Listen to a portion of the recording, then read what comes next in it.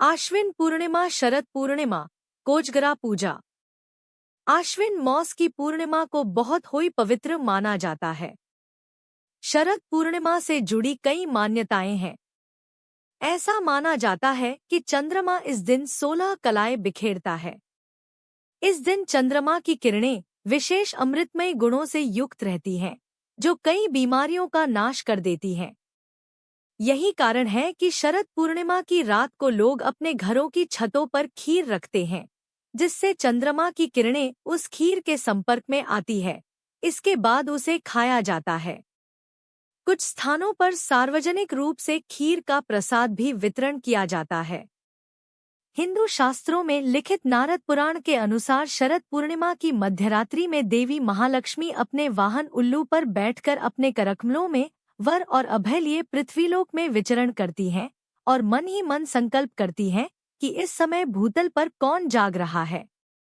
इसीलिए इस पर्व को कुछ राज्यों, महाराष्ट्र में कोजागर, कोजागरी या कोजागिरी पूर्णिमा के नाम से भी जाना जाता है और मनाया जाता है, जिसका शाब्दिक अर्थ होता है कौन जाग रहा है। इस प्रकार प्रतिवर्ष किया जाने वाला यह कोजागर व्रत लक्ष्मी जी को संतुष्ट करने वाला है। इससे प्रसन्न हुई मां लक्ष्मी न केवल इस लोक में समृद्धि देती हैं, बल्कि शरीर का अंत होने पर परलोक में भी सद्गति प्रदान करती हैं। इस दिन वह अपने जागते हुए भक्तों को धन वैभव का आशीष देती हैं। कहते हैं कि जो जातक इस रात में जागकर मां लक्ष्मी की पूजा अर्चना करते हैं, मां लक्ष्मी की उन पर अवश्य ही कृपा होती है।